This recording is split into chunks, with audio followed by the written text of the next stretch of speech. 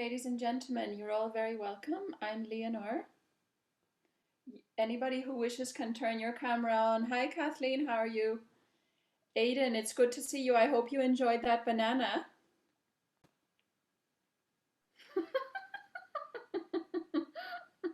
The concept of the festival is quite interesting about different tongues within Ireland. So I'm originally from England. I've been here an awful long time now.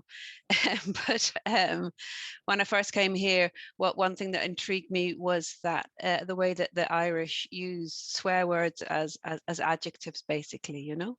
So I wonder why that was. And I was talking to an elderly lady once, and this is pretty much what she said about why the Irish swear so much and so well. So it's called verbatim. It's all the fault of the British, she said. The cursing came in with the troopers, the other ranks and their wives as bad. Before that, we Irish never swore. No curse would pass our tender lips, no drop of whiskey, no beatings, no casual cruelty. Sure, weren't we a gentle race until the squaddies boated in? We were milk and honey, the soft heads of babes, the pigs at Christmas, root vegetables and stone walls.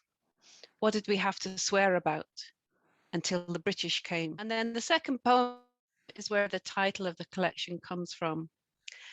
And it was, I think if you go to poetry, I don't know whether it's the same online, but when you're in poetry reading in a room, once you've listened to a few poems, your mind can start to wander. And this was from, it was, actually, don't think he was even a poet. I think he was a novel writer, but I realized because he was quite good looking, he was quite easy on the eye, that I wasn't listening to what he was saying at all. I was just listening to the sound of his voice. So it's called Reaching Agreement. And I realize I'm not listening to your voice, nor your speech, nor any of your points, though you've considered every one, deliberated for hours, weighed the arguments. But I'm zoned out to the latent rumble that's near the limits of perception, tuned to a harmonic that sets whales singing.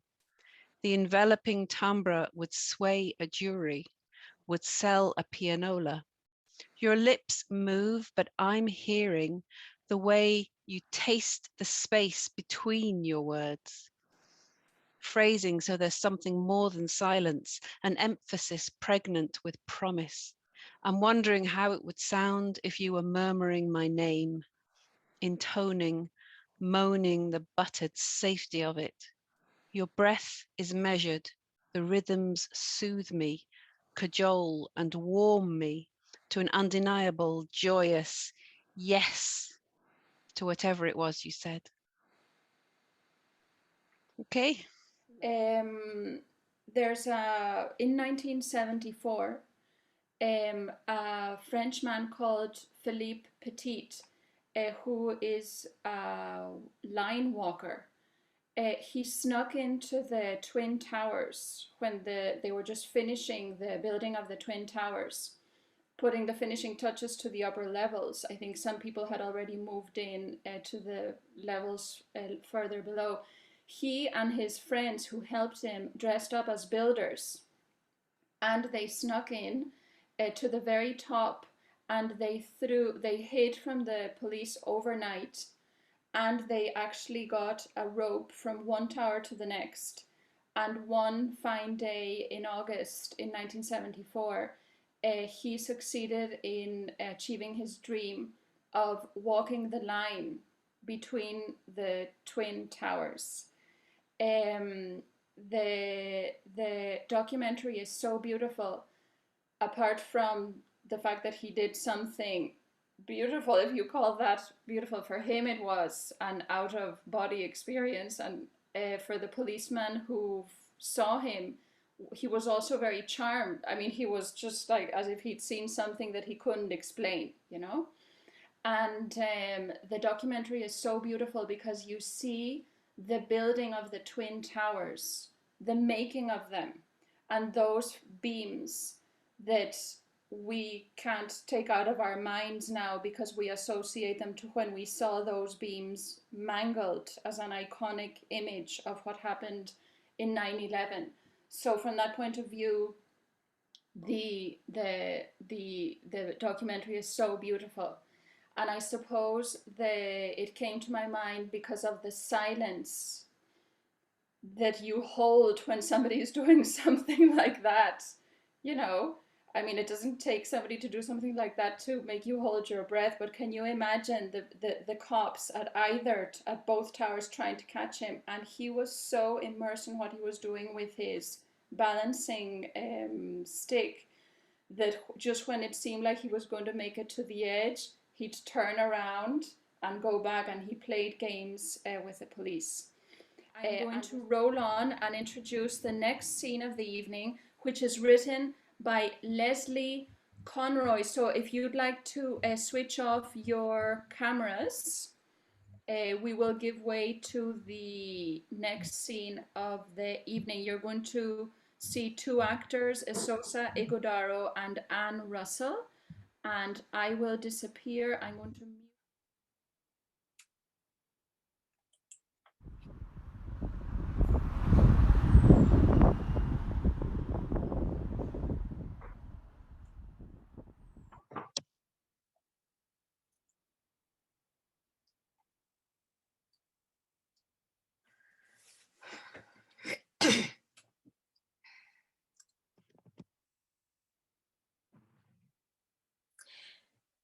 Your hair is lovely. Thanks.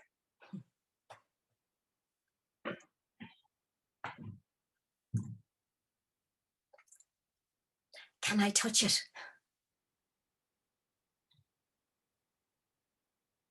No, thank you. It's just being friendly.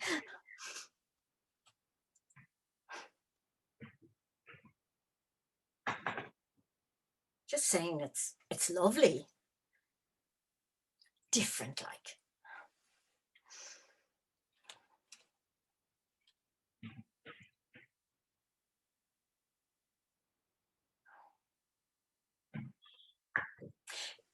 Can you check it there on the app? My phone's after dying.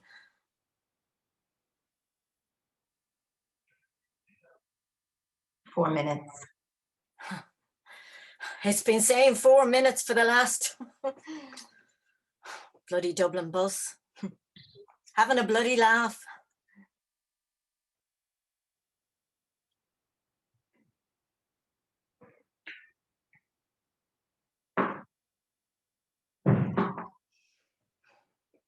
Just finished work, have you? Yeah.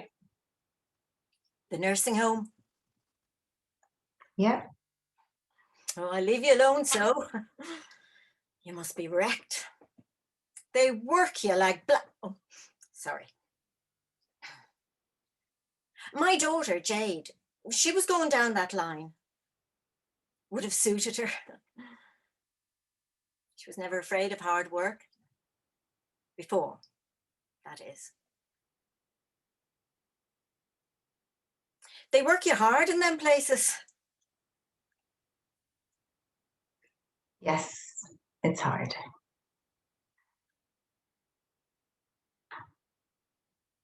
Must be fair sad at the minute. With so many of them. Yeah.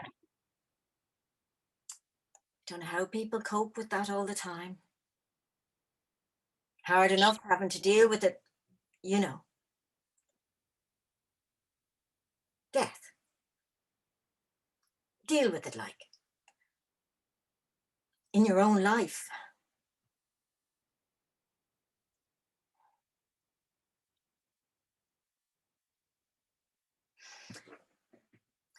If you had to choose between being...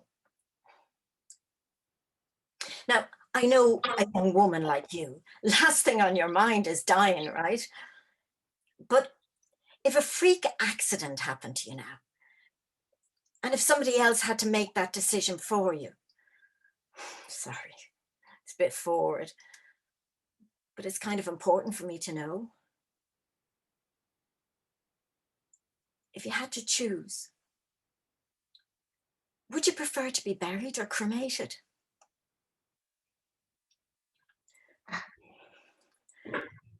Because when you're buried, you're all intact. Till the worms get you, of course, but there's a solace in it. Your people can imagine you down there, like Snow White in the glass coffin.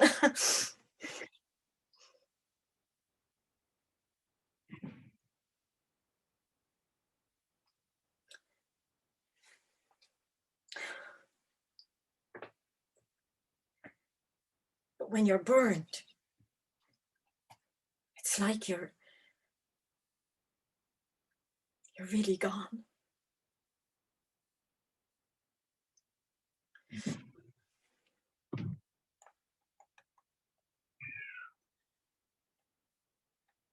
What to go first, do you think, in the burning? It'd be the hair, I suppose. Imagine your lovely hair. It would, though. Just frizzle up. I used to brush her hair at the fire after the bath. You'd hear her up in the hours with the screaming, Jesus, Jade, I'm only trying to get the knots out. You swear I was trying to kill you. She'd sit there in front of me on the carpet. Just the two of us. Never were we closer. Lovely apple shampoo smell off her. Her little body all pink from the bath. And I'd pull the long strands of hair out of the brush and we'd look at it curl up on itself and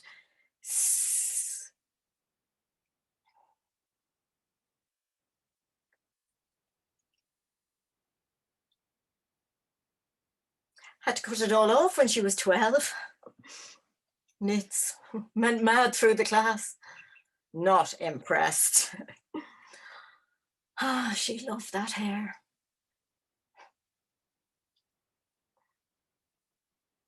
I'd show you a photo of her, only I've no recent ones and, well, the phone's dead anyway.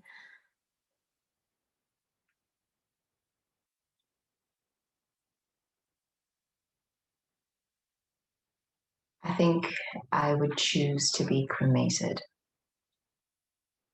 Yeah? When you're gone, you know?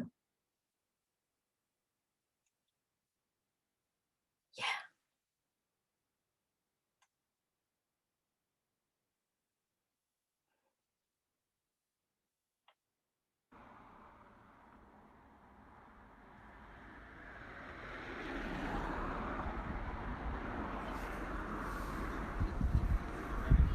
Twice. It's written by Peter Reid, and I'll leave you with him to enjoy. So it's the scene done twice with a swap of roles. Enjoy.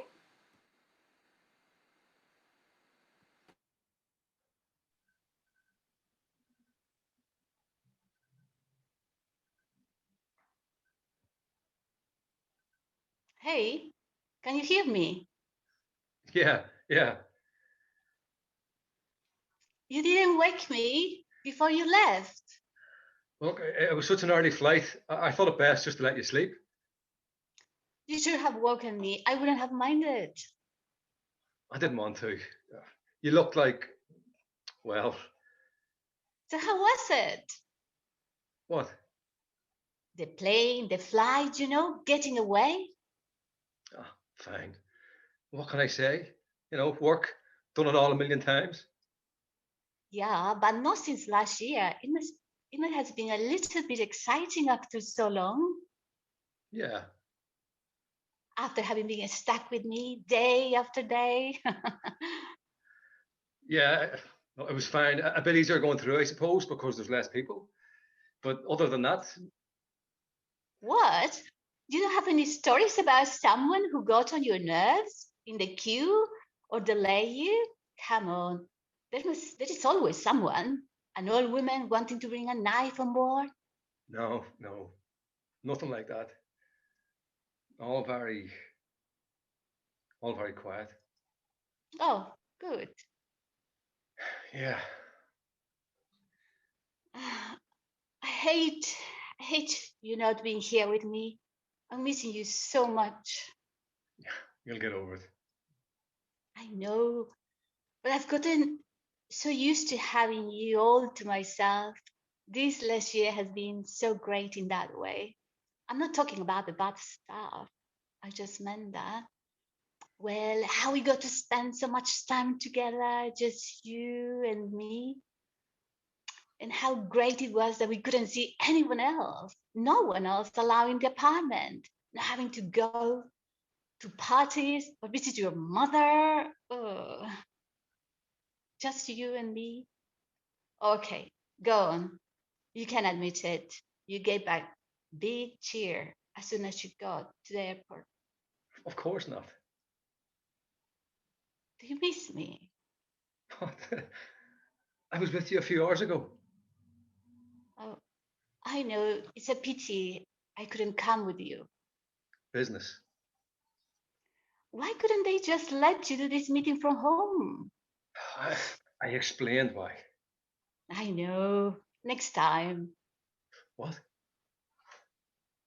I'll go next time. Or as soon as this damn thing is over. Well, hang on. I'll be back in a minute.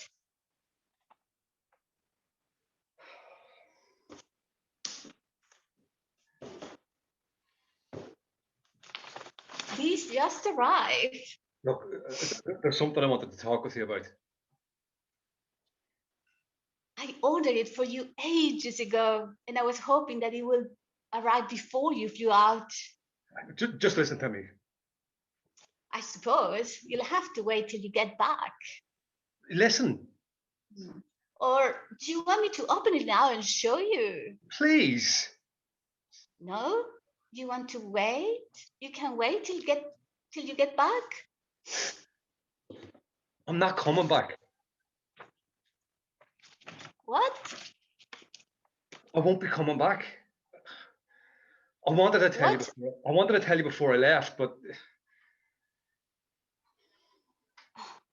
What? I don't understand. What's wrong? you and I, we're finished. All right. I wanted to say something before, but it was just too. Finished? Why? I don't know. The last year it's made me reconsider some things about us, about me. I know I should have told you to your face, but we are done. I can't be with you anymore. You are joking. You're kidding. No, I'm serious. All right, I should have been braver. I'd spoken earlier, but You are serious. yes. Are you serious? Is someone there with you now? What? Is someone with you now?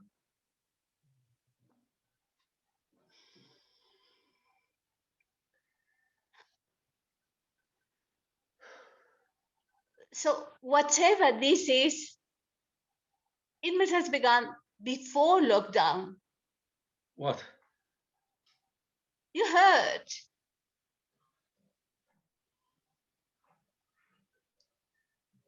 Yes. How could you?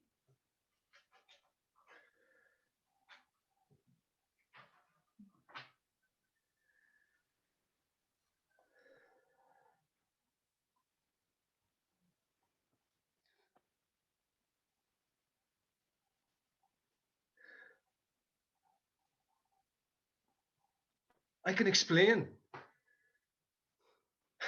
Really? Can you hear me? Yeah. You, Oh, you didn't wake me up before you left. well, it was such an early fly.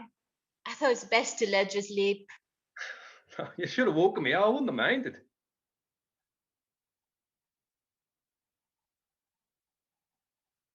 What? Bloody internet. You can't rely on it, can you? Hello? Yeah, yeah. Yeah. So I didn't want to. You look like, well, So, how was it? what? I mean, what, the plane, the flight, getting away? Oh, fine. What can I say? Done it all a million times. Yeah, but like, not since last year. It must have been a little bit exciting after so long. Yeah. And after I've been stuck with me day after day. Yeah, it was fine. A bit easier going through, I suppose, because there is less people.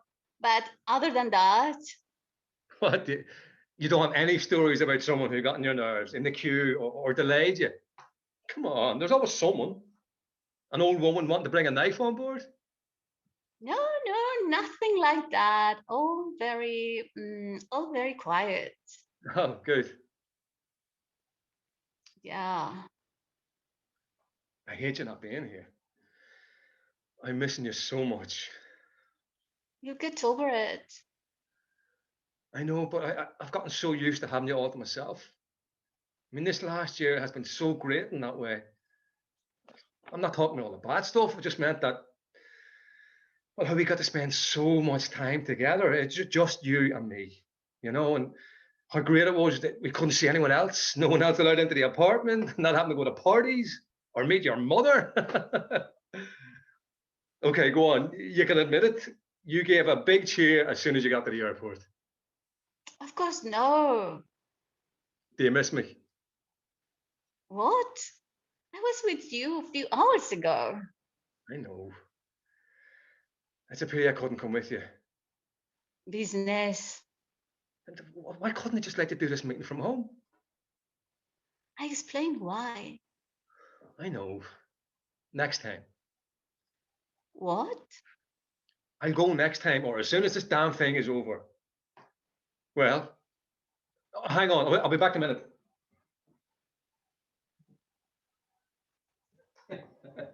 This just arrived.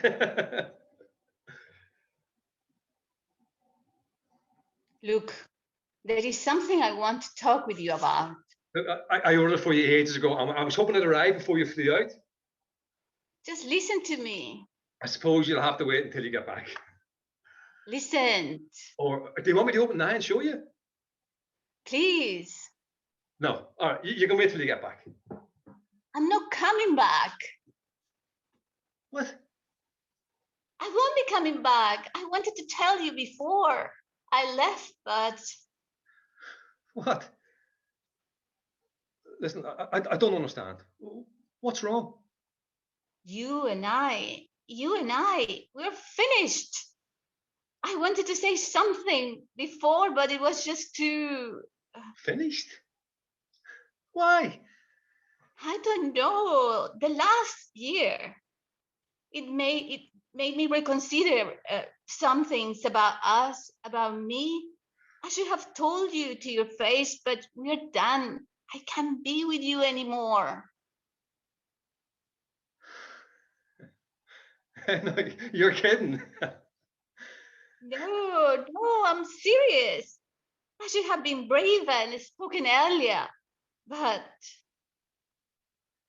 You're serious? yes, I am serious. What is going on? Is there someone with you there? What? Is someone with you now?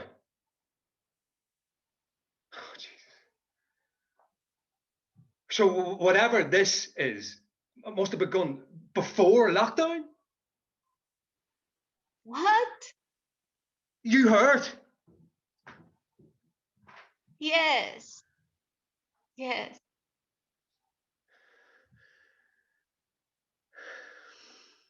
Are you still there? I can explain. Don't bother. I can explain.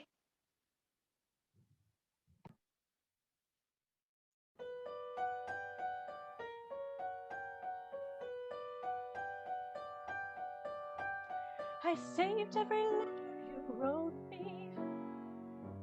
From the moment I read them, I knew you were mine. You said you were mine, I thought you were mine. You know what Angelica said when we saw your first letter arrive? Said, be careful with that one, love. He will do what it takes to survive. You and your words flooded my senses. Your sentences left me defenseless. You built me palaces out of paragraphs. You built cathedrals. I'm rereading the letters you wrote me. I'm searching and scanning for answers in every line, for some kind of sign. And when you were mine, the world seemed to burn.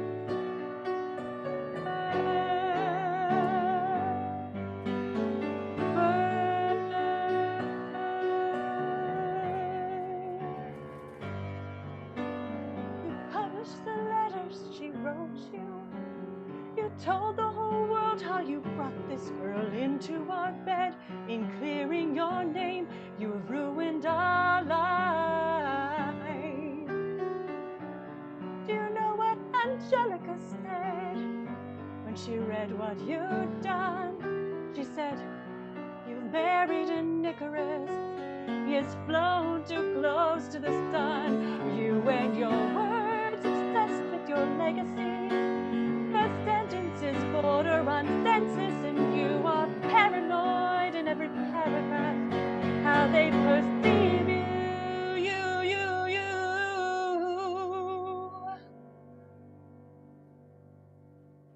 I'm erasing myself from the narrative. But future historians wonder how Eliza reacted when you broke her heart. You've torn it all apart. I am watching it burn.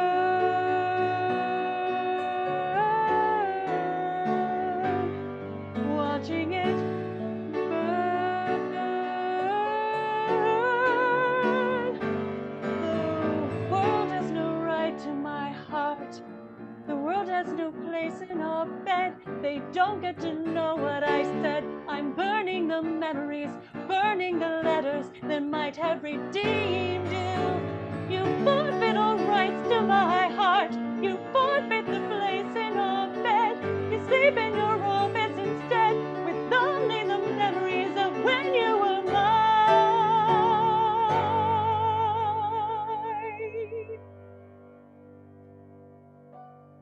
I hope that you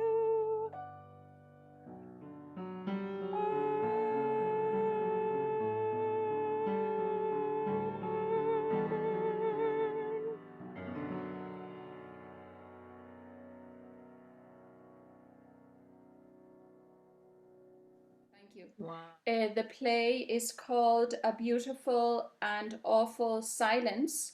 It's based on the true stories of Ken and Lois Harcourt, the great uncles of Justin MacGregor, who snug him pints and told him the truth about war.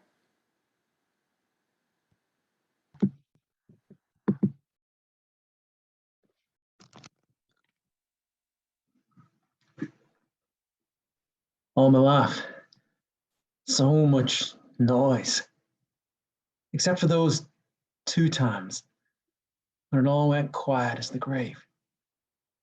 Looking back, I see now how the noise started at home. I can see them all when I want to, staring right at me. Pew! Pew, pew! I got Jerry! Meow.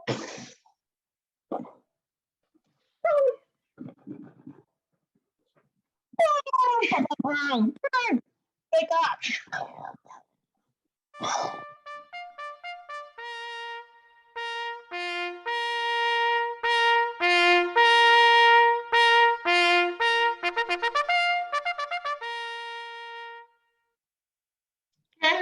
Lewis, we're to church. Get yourselves fed and dressed in the next 5 minutes, or there'll be hell to pay.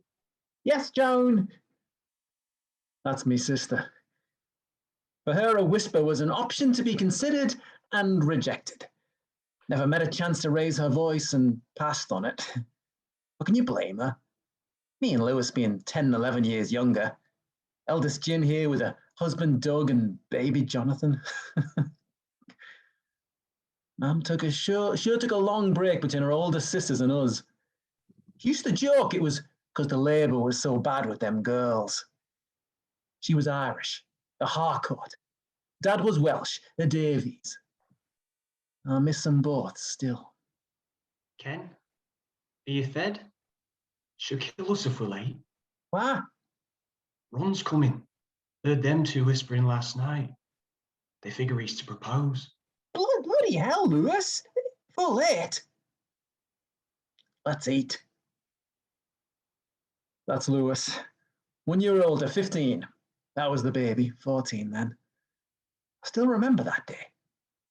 Can still hear it. Clear as can be. Isn't that mad? Over 70 and it's as fresh as yesterday. That day. And them two silencers.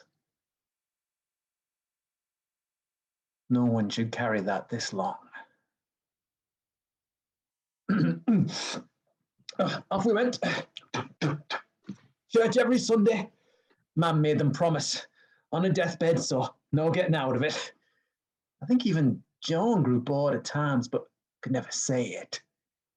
There are some promises that are forever, especially if you're raised Catholic. Today's reading is from Ecclesiastes.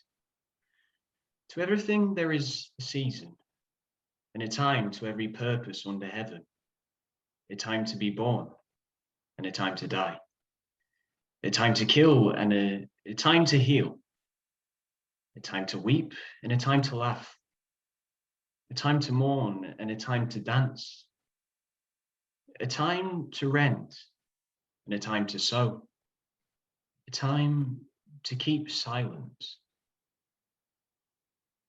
That was the day. Our world changed forever.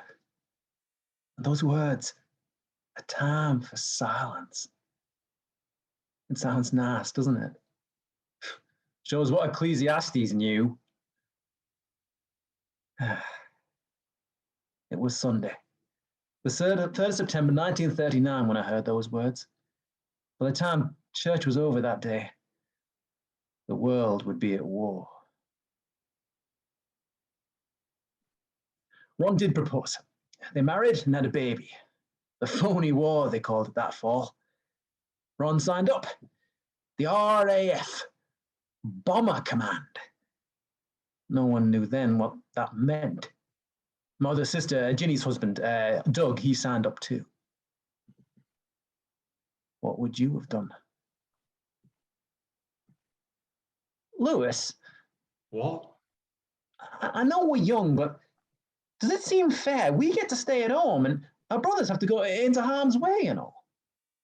It doesn't, I guess. I keep thinking of Henry V. We few, we happy few, we band of brothers. For he today that sheds his blood with me shall be my brother. Man never should have taken you to that play. We're big for our age. What are you saying? Nothing yet, just thinking out loud. All right, but I don't like that look. What look? The one that means you've got an idea. What's wrong with that? Nothing good ever comes of them. Doug went to Europe. It didn't go well. They had World War I kit. He ended up at Dunkirk. It didn't look good for him, for any of them. King George called for us to unite in worship. I remember it so well. The 26th of May, 1940, the National Day of Prayer for the Army. We were all going, but I couldn't sleep the night before. So I got up at the crack of dawn and climbed Pendle. That's where I did my best thinking. You ever been up there on a clear day? there aren't many. Dad used to say, if you can see Pendle, then it's about to rain. If you can't, then it's already started. In 1652, George Fox climbed Pendle the same route I took. He had a vision at the top. He wrote, "From the top of this hill, the Lord let me see in what places he had a great people to be gathered." He founded the Quakers after that, after God gave him a vision in that quiet place at the top of the world. I wasn't going up for a vision, I was going for the peace. So I thought. There was no wind when I reached the top. All was still. The dawn mist filled the valley, thin as wings of angels. I've never heard so little in my life.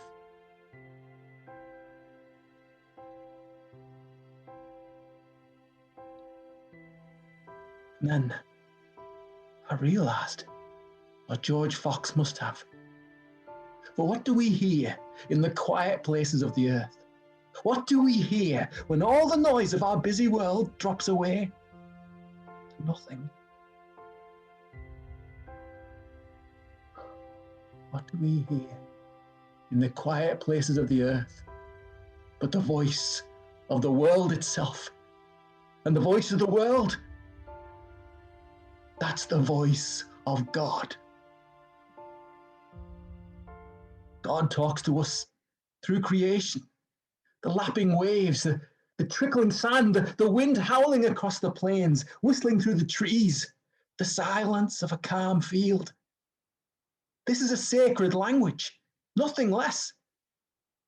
God does not use our words, our languages, but he speaks to us nonetheless, sometimes with such clarity, it's deafening, and your heart is awed, your brain still, as benediction comes upon you like a sudden rain. God cries too, through creation. I know. I've heard him weep and sat humbled in the silence that followed.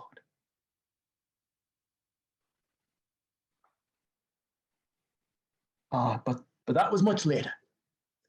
Back then, I only knew what we had to do next, Lewis and me. Lewis, I've been thinking. Haven't I told you not to do that? It ends up bad for you and worse for me. Doug got out of Dunkirk, but the war, we should join up. What? We're too young. We need permission, consent. Jin would never... Then they're not checking papers in Manchester. There's a queue, not enough staff. They process you fast. And the Johnsons down the road told me. I don't know, Ken. I mean, what about Jin? Joan? I thought this is bigger than Jin and Joan. I keep thinking about that sermon. A time to gather stones, a time for war. That time is here. Are we going to let this time pass us by while people we love go to war for us? We can't go. Did you hear what Churchill said after they rescued everyone from Dunkirk? We shall fight on the beaches. We shall fight on the landing grounds. We shall fight in the fields and in the streets. We shall fight in the hills. We shall never surrender. No, not that part. We must be very careful not to assign to this deliverance the attributes of a victory. Wars are not won by evacuations. So? Doug and Ron, they can't do this alone. They need us to win the war. Us? You and me, like? It's going to take all of us, Lewis. Everyone onto the breach. And if Doug's going, I'm going. Ron will be here flying, so he'll have Jin and Joan. But Doug's going to Africa. And I've decided he's not going by himself. He needs a brother to watch out for him, like we do for each other. Bloody hell, Ken. That means I have to go. No, you don't. Please, you can't do anything without me. Can't get a kiss from a girl. Can't get out of trouble with Joan. Damn it, if you're going, I'm going too. Besides, 3 brothers watching out for each other is better than 2. And one in the skies above, watching over all of us.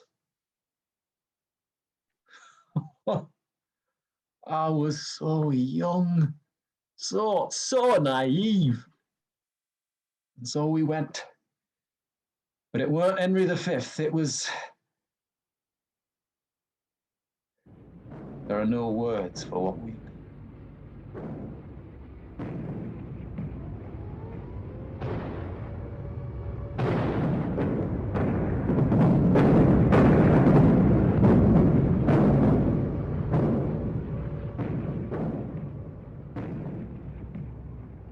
The good news was, they knew we were too young. Our major got us jobs in supply, away from the action. We had to get what we didn't have, but which the army needed. Lewis was a genius at it.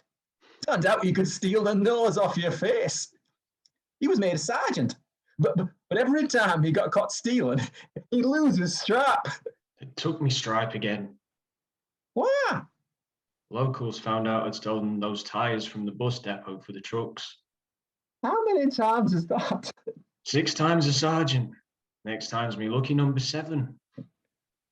Everyone knows what we did. The 8th.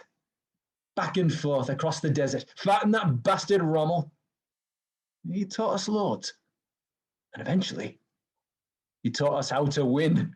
Prick didn't mean to teach us that. Then it was over to Sicily. And that liberated in no time.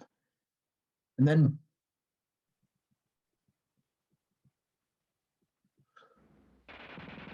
that place.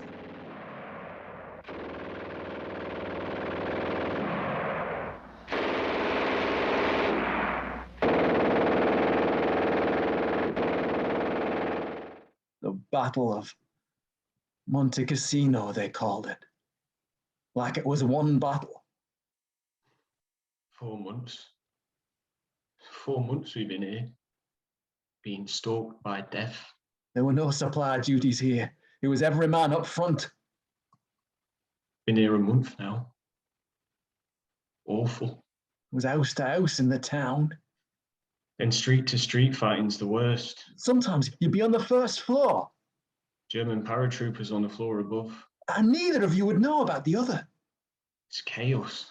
You slept in shifts and fought door to door. Your nerves so afraid, your body screamed. So, what's the plan? They're gonna carpet bomb the town tomorrow. But they'll make it 10 times worse. There'll be rubble everywhere. And they're flattening the monastery. But the Germans aren't dug in there. They've respected it.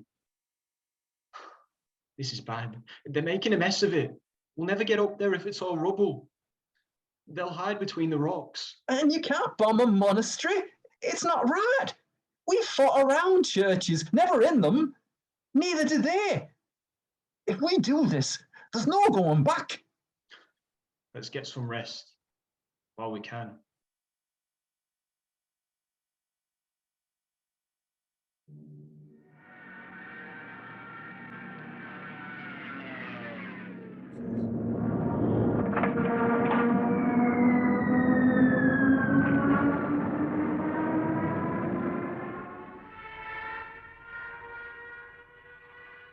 How could he sleep?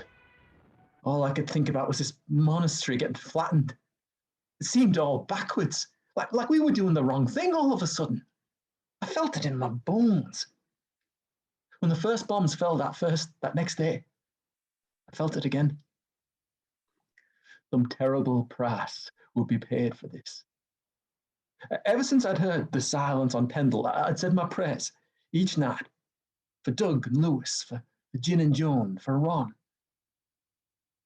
But that night, I couldn't say them. Watching the monastery turned into rubble, I knew something awful was coming.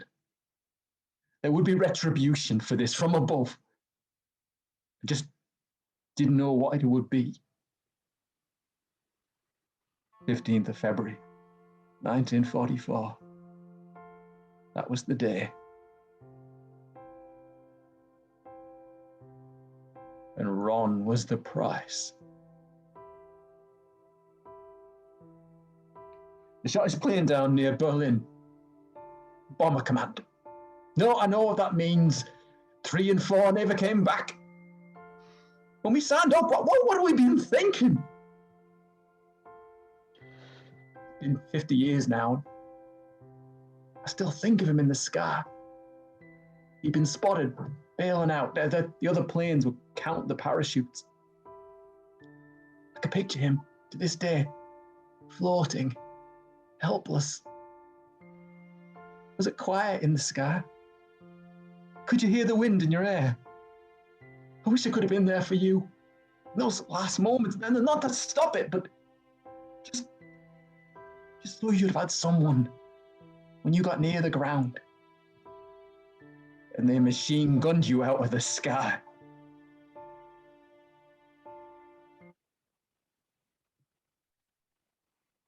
Three more months, we fought at casino. It's house to house in the town now. Rock to rock up the mountain. Men were losing their minds. 40,000 at Anzio had shell shock. The brass called them non-combat injuries. Do you hear? On Sunday during prayers, the chaplain said, God save us. Please, come yourself. Don't send Jesus. This is no place for children. And then in the middle of it all, the strangest thing happened. A German paratrooper appeared with a white flag. They wanted to gather the dead and rescue their injured. The major's made a deal with them and we can gather our dead. I hear some have helped Germans with a body. Sometimes they helped you. I was swapping cigarettes with them. It sounds strange, but they look just like us. I'd never seen a German. I heard the major traded addresses with their captain. Said whoever lost the war would have to visit the other when it was all over and buy around. And then, when it was done, we went back to trying to kill each other. What can you say about that?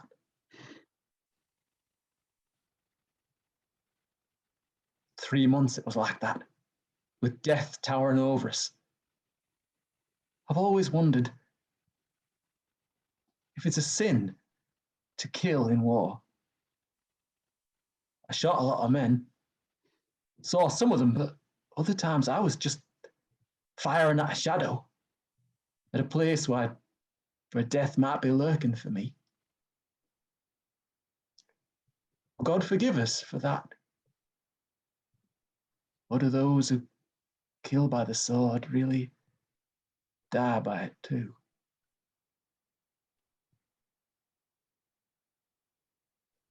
We were ordered to attack again.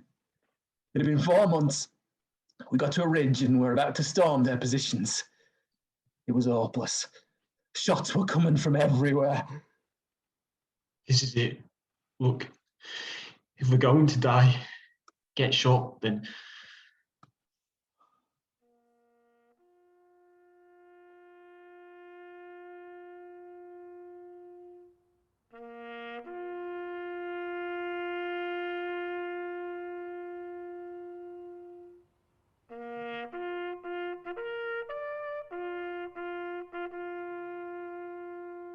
Can you hear it? It was the trumpets of heaven.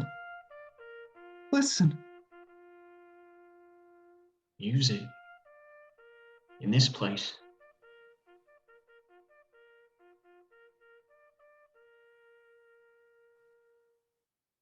And then it stopped and The silence. the silence washing over you. I cannot describe it. After 4 months of fighting, praying, 4 months of shelling and shooting all around you, and then this silence filled the valley. There were no animals left to make noise, having long abandoned us to our woe.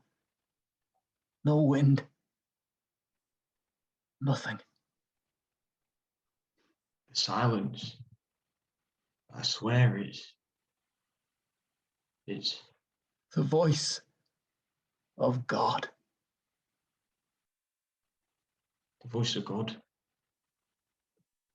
Telling us that we had been delivered from this place. Look, the flag, red and white. The Polish had taken Monte Cassino. I've never forgotten that moment. The war wasn't over, but it was won. Rome had fallen, those bastards made it out of Anzio and took the place. But always for me, I think of that moment. The quiet on the cliffs. Imagine that. There are people on this earth who remember the last time God spoke to his creation. And I'm one of them.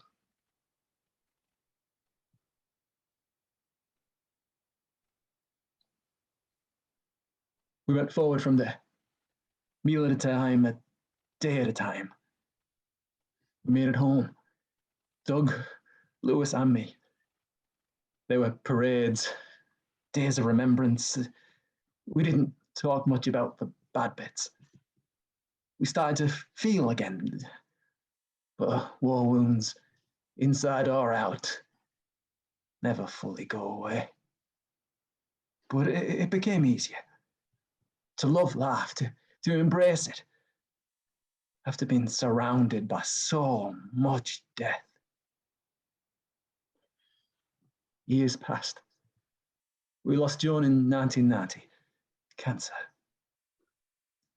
June and John and Doug went not long after that. Doug first. Soon it was just me and Lewis and our wives, Rose and Jane. I still have nightmares. But I have a family too. We had kids and then they've had kids. And we never forgot Ron. Now, as the ultimate silence of the grave looms, I found myself not filled with fear, but with a deep love for the peace and the quiet to come. For me, the time is coming when the terrible sounds that have filled my life are silenced, when my nightmares become everlastingly quiet. As much as I will miss the people in my life, I cannot help but look forward to the eternal peace awaiting me. I survived war.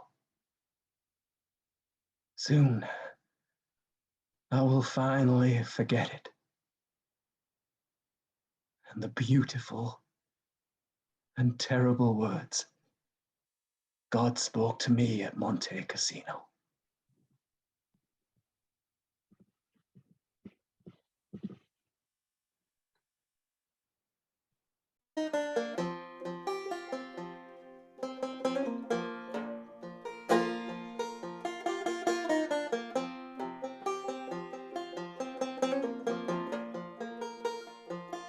Behind the grave, under the green, there is a world that I've rarely seen. Is it too late to start the voyage? Almost midnight, I have no choice.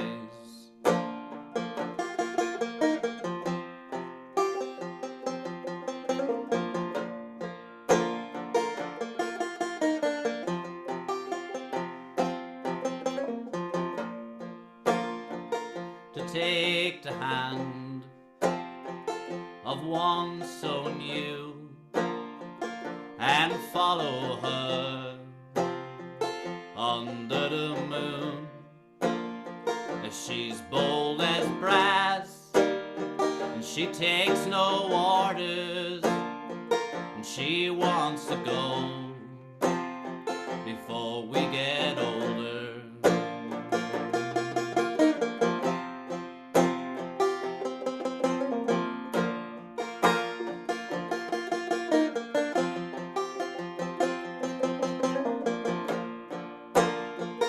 We wet our feet in the wild water and breathe in cold midland air. I want to let that river take us far away. It's here to save us. I want to let that river take us far away. It's here to save us.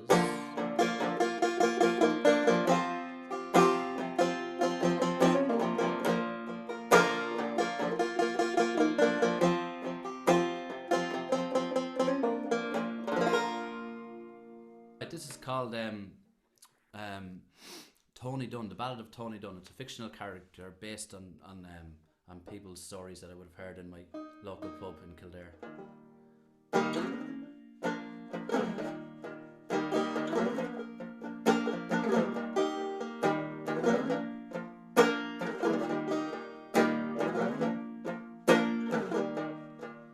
Well, the world is full of badness, there's no point in denying, but when I looked at Tony, I saw grace and I saw style. Whoa, whoa, whoa, Tony Dunn. Whoa, whoa, whoa, Tony Dunn. The fella from the yellow bog, he was a fella from the plains. Oh, a fella who wouldn't harm a fly no matter what they say. Whoa, whoa, Tony Dunn. If you want to join in the chorus, it's whoa, oh, oh, Tony Dunn.